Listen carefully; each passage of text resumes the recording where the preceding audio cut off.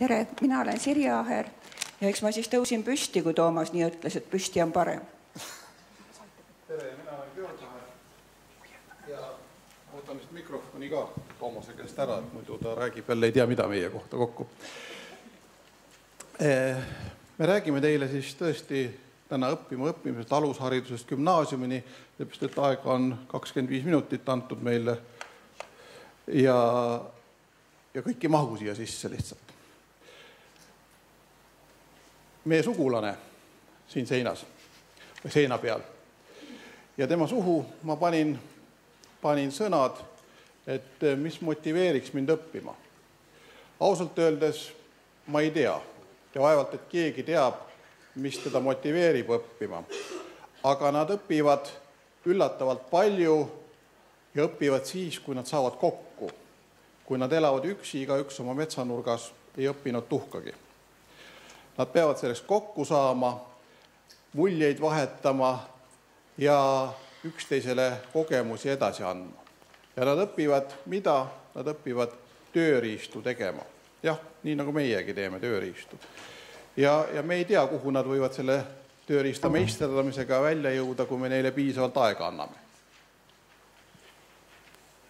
Nii, meie keskkond muutub kogu ajal ja niimoodi on ka nende orangidega, kellest Georg just rääkis, et kui nad tulevad kokku, siis nad õpivad tegema tööriistu ja üht-teist veel, mis aitab neil muutuvas keskkonnas toime tulla.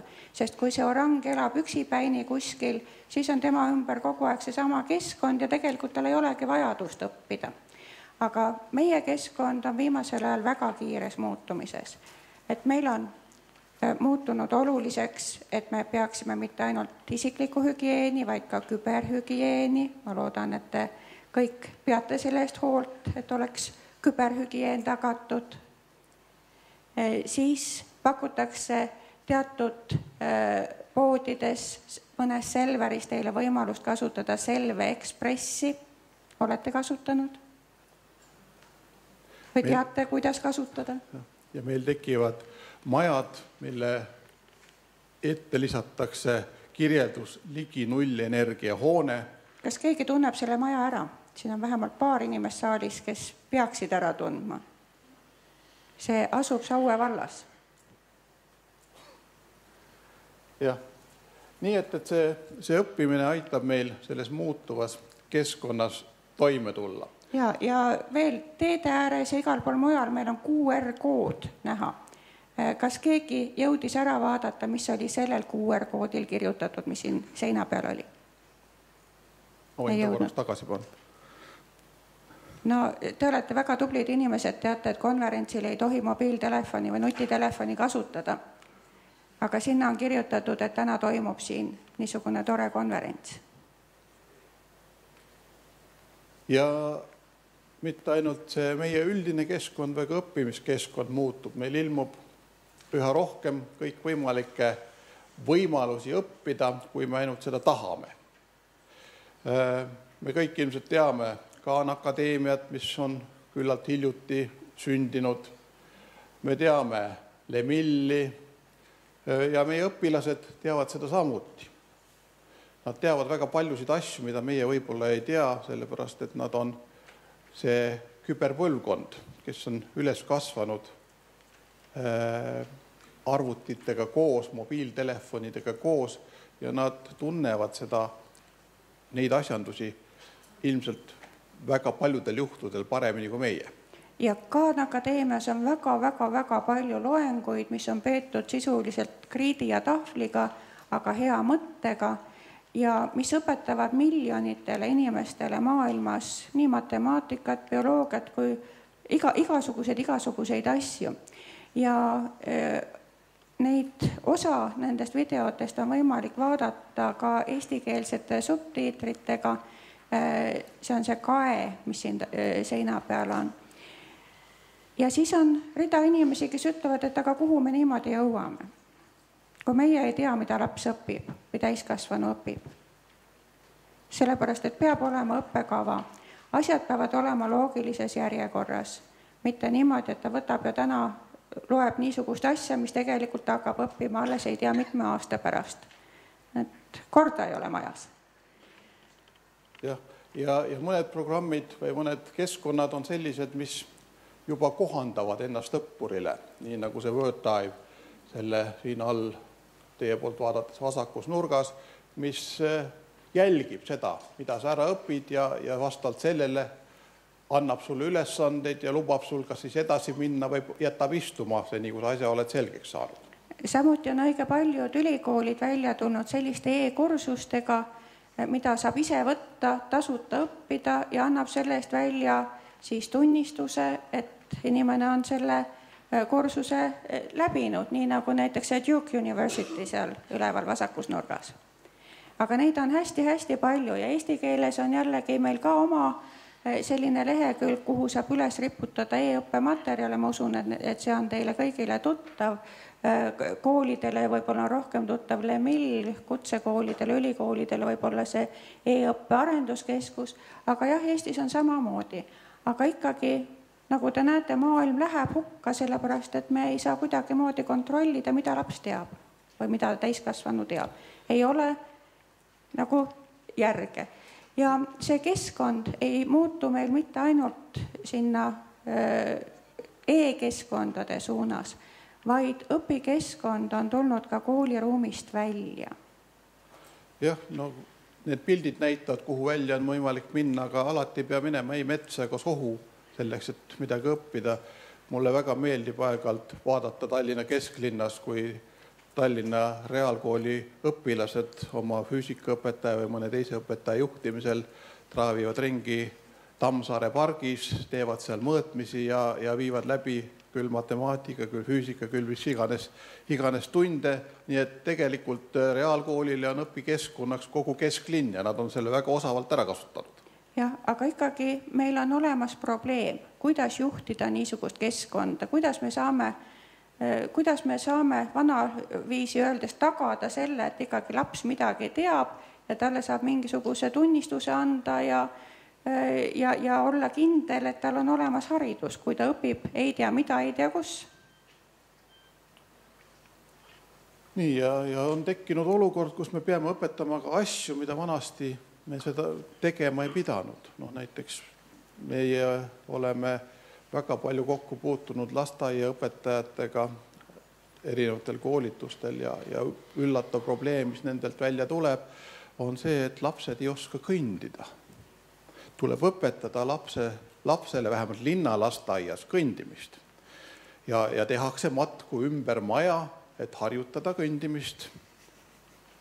Samuti tuleb koolis pöörata tähelepanu sellele, et lapsed hakkaksid jälle üheskoos õppima ja mängima, sellepärast, et kõik on niisugused suured individualistid oma nutitelefonide ja muude vidinatega, et nad on ära unustanud, et nende ümber on eakaaslased, kellega koos oleks tore mängida, nii et ka see on tulnud kooli õlgadele, nad uuesti omavahel kokku viia, vähemalt suurtes koolides. Ja muidugi üks uus asi, mis on meile ka mõlemal eriti südamelähedane, on see keskkond ja keskkonnateadlikkus, sellepärast, et meeldib see meile või mitte, me selle keskkonnaga peame üha enam ja enam oma elus arvestama. Et see võib meile mitte meeldida ja tunduda suisa tülikana, aga paraku me peame seda tegema ja seda keskkonnateadlikkust ka endas kujundama ja õppima. Ja mis meid veel ilmselt kõiki nagu vallutab või kaasa tõmbab, on see tohutu infotulv, mis meid ümbritseb. Meid siin maailmas ümbritseb meeletu hulk infot ja sealt midagi leida on juba päris raske. Sul kulub meeletult palju aega, et endale vajaliku asju üles leida. Just. Uus-Meremaal on olemas üks niisugune väga tubli ja tark pedagoogika teadlane, kelle nimi on Barbara Brašnik.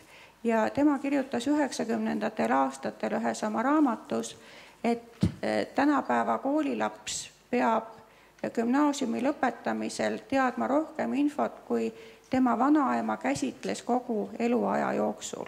Ja see oli 90. aastatel. Kui palju siis praegused gümnaasiumi lõpetajad peavad infot oskama käsitleda ja mis neist selle juures saab? ja nüüd me jõuame siis selleni, et ega seda kõike, mida me näeme, kuuleme, loeme, ei ole võimalik lihtsalt pähe õppida. Mälu ei võta seda kõike vastu. Seda on kõike liiga palju. Ja selleks tuleb siis hakata ja ilmselt enamikes koolides sellega väga palju ka tegeldakse, et tuleb õpetada inimesi õppima.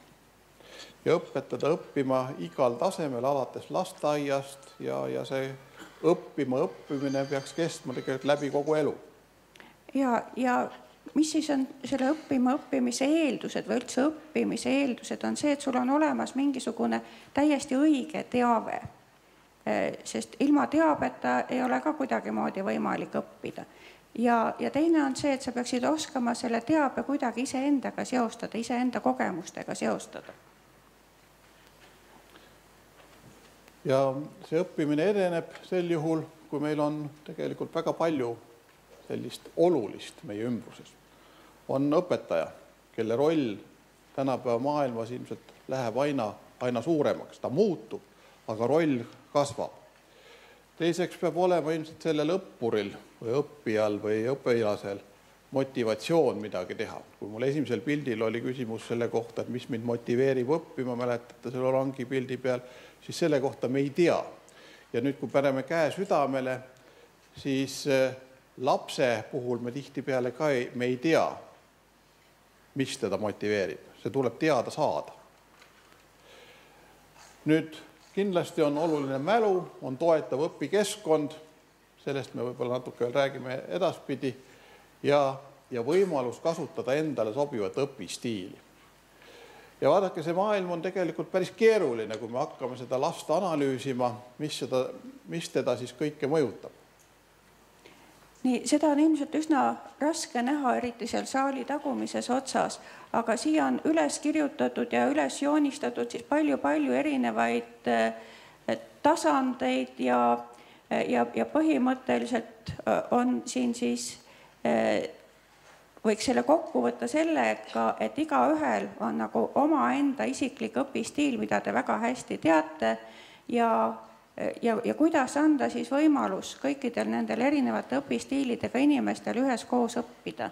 Mida me peame siis seal klassiruumis selleks tegema, et see üldse võimalik oleks?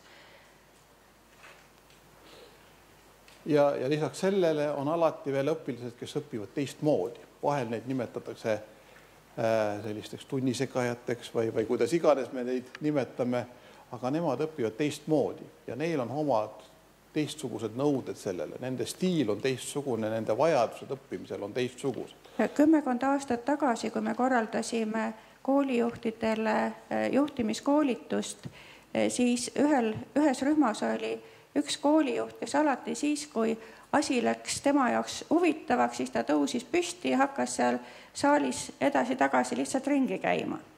Nii, no mõnda lektorit see häiris, mõnda mitte, aga see oli tema stiil, kui tema mõtlema hakkas, siis ta tõusis püsti ja hakkas kõndima. Ja kui tema siis oma mingi kommentaari ütles, siis see oli alati täpselt naela pea pihta. Nii et kui tal oleks öeldud, et ole vait ja istu maha, ei vait oli ta küll, jah, aga et istu maha ja ära kõnni, ära sega, siis oleks kindlasti nii mõnigi hea mõte jäänud tema peas sündimata. Ja näiteks siin reas see 3. vabadus istekoha valikul, see ei tähenda seda, et ta istub kogu aeg nüüd iga 2 minuti tagant uue tooli peale, vaid see tähendab seda, et ta vahel peab lihtsalt püsti tõusma või istuma põrandal näiteks, sellepärast, et ei kannata selle kõva tooli peal istudes, see on tema jaoks valus ja see segab tal keskendumist. Et igasuguseid asju tegelikult on, mida me lapse puhul peaksime arvestama, aga me oleme juba omal ajal, kui me neid tööstustöölisi hakkasime koolitama mõni sajand tagasi, siis me arvasime, et nad kõik peavad ühtemoodi olema, käituma kõik ühesuguste reeglitega, seda tööpingi taga nad pidid nende reeglitega kõik toime tulema. Ja, aga nende teistsuguste õpistiilidega inimeste puhul on hästi oluline see, et ka tema saavutusi märgatakse, et ta saaks tunnustust selle eest, et ta on kaasa mõelnud, et ta on hästi teinud, kuigi ta on omamoodi teinud, et teda ei surutaks sellesse kasti, kuhu ta ei mahu. Ja, ja see eduelamus tegelikult väga paljudele lastele on väga oluline. Kui see eduelamus saavutamata jääb, siis tema motivatsioon ja tema õppe edukus langeb märkimisväärselt. Me 6 aega tagasi olime Soomes ja saime seal kokku ka sellise tähtsa naisega nagu parlamendi hariduskomisjoni esinaine Raia Vahasalo.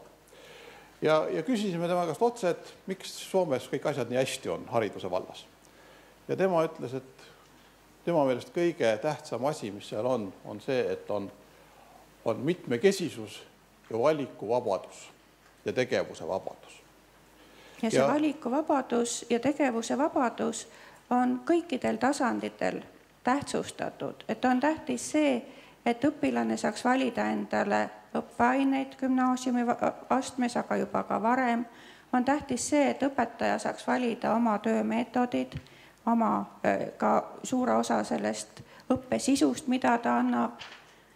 Ja et ka laps saaks valida tegelikult seda, kuidas ta õpib, mismoodi ta õpib ja ka seda, mida õpitakse. Siin meie jutt haakub väga hästi kõige esimese ettekandega, et lapsel, eriti gümnaasiumis, peaks valikuvabadus meie arvates olema märkimisväärselt suurem, kui ta praegusel hetkel koolides on.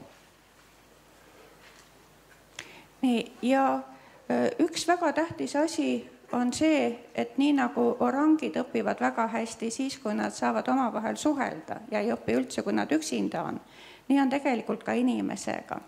Et inimene õpib palju paremini siis, kui ta saab rääkida, kui ta saab teisega suhelda selle õppimise ajal, ta saab välja öelda seda, mida ta asjast arvab, ta saab asja ümber jutustada ja muud niisugust ühesõnaga see suheldes õppimine on väga-väga oluline ja kahjuks meie koolides veel kõikides iga õpetaja seda nagu kasutada ei luba, aga juba rõõmuga näeme, et on väga palju neid õpetajaid, kes täiesti süsteemselt ja süstemaatiliselt kasutavad rühmatöö erinevaid versioone ja lasevad õpilastel omavahel tunnis rääkida, sest nii jääb lihtsalt paremini meelde. No seda te ilmselt kõik omast kogemusest võite kinnitada, et te saate asja ikka selgeks siis, kui te olete paar korda ära rääkinud kellegi.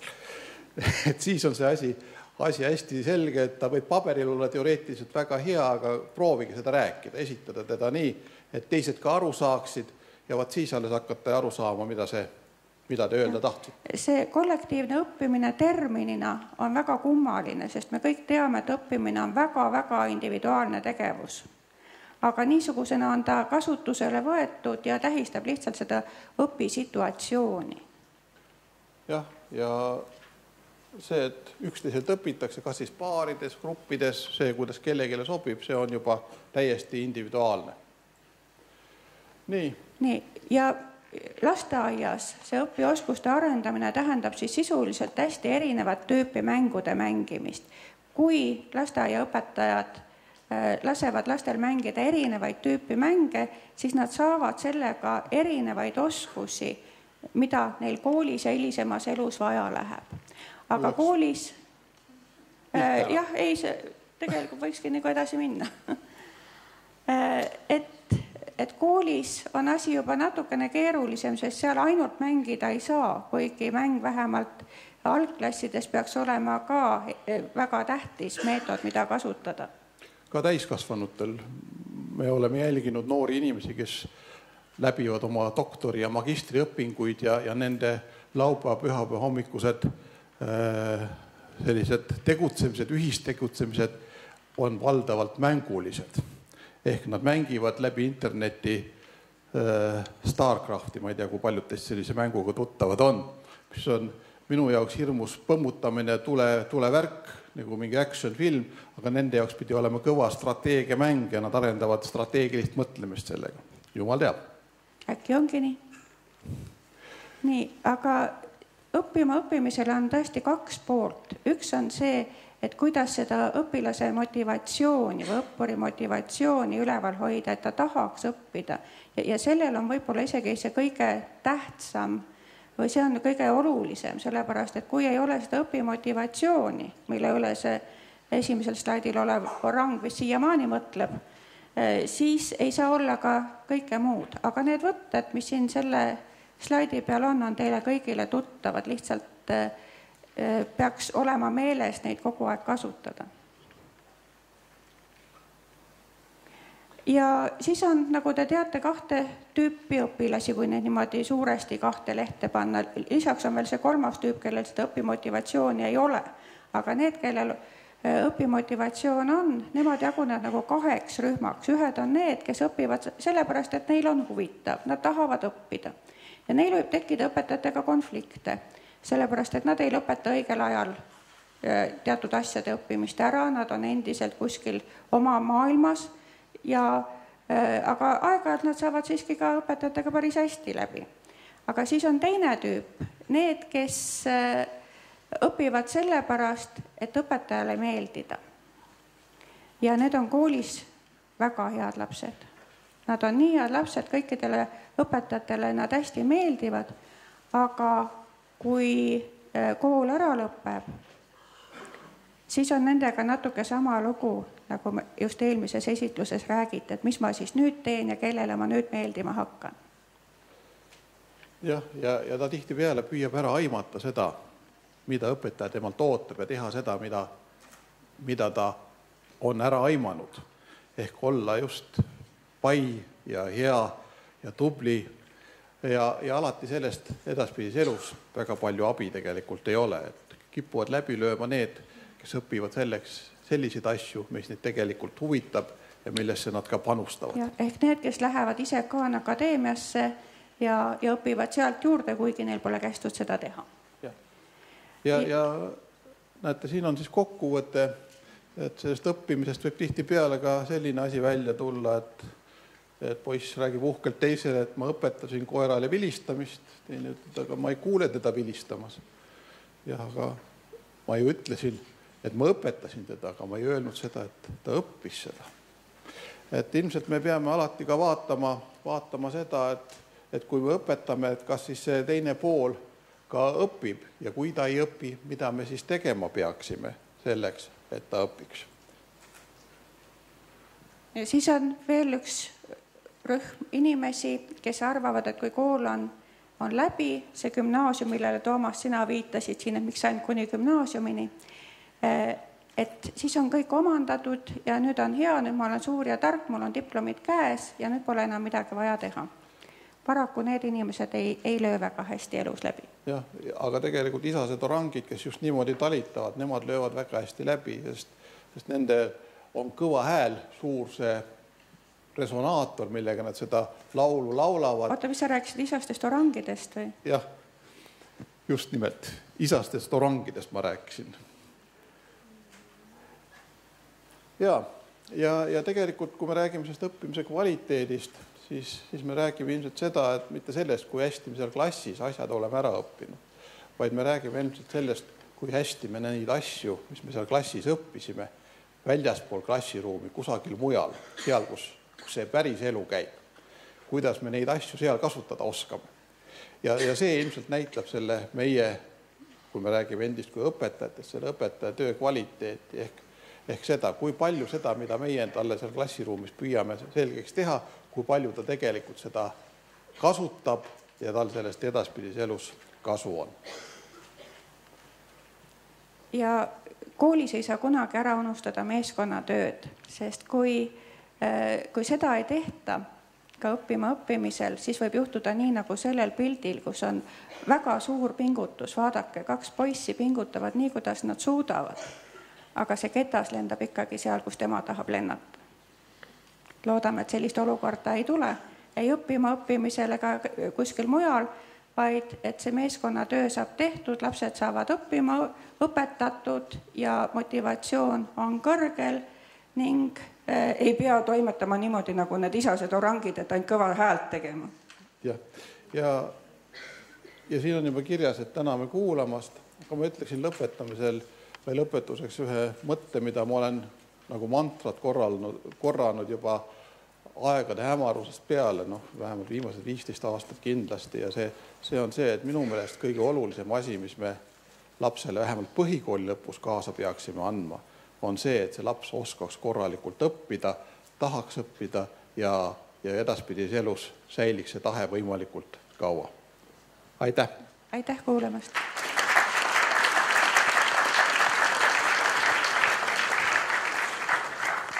Kas nüüd äkki Georgile ja Sirjele on küsimusi? Küsige julgesti, kõik on omad, et ei ole rumalaid küsimusi. Paistab, et ei ole, ma ei tea, kas Valvol on küsimusi? Mul on alati küsimusi. Tegelikult... Vabandust Toomasel. Ega Paet on ka tore mees.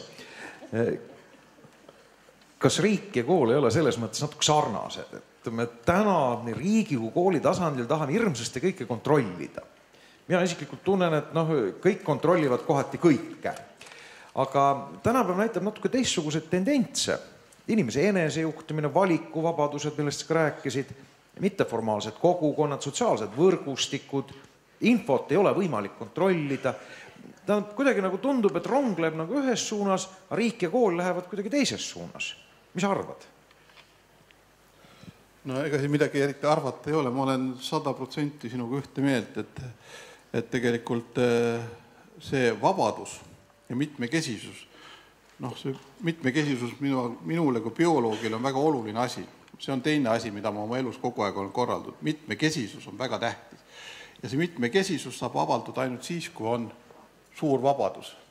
Ja midagi ei juhtu, kui selle vabadusega kaasneb ka piisavalt vastutust, mitte midagi ei juhtu, kui seda vabadust antakse juurde. Kooli tasandil, riigis, omavalitsuse tasandil ja ka kooli sees õpilaste tasandil. Me vedasime ühte päris suurt projekti, mille nimeks oli aktiivne turvaline koolipäev. Tallinna inimesed ilmselt seda teavad. Ja selle käigus sai panustatud päris palju õpilaste aktiivsusele ja sellisele vabale tegutsemisele vahetundides. Ja teate, see aitas väga palju ka vahetundidesse vabaduse andmine, aitas väga palju ka kaasa õppetöö taseme ja sisu parandamisel. Nii et vabadus on väärtus.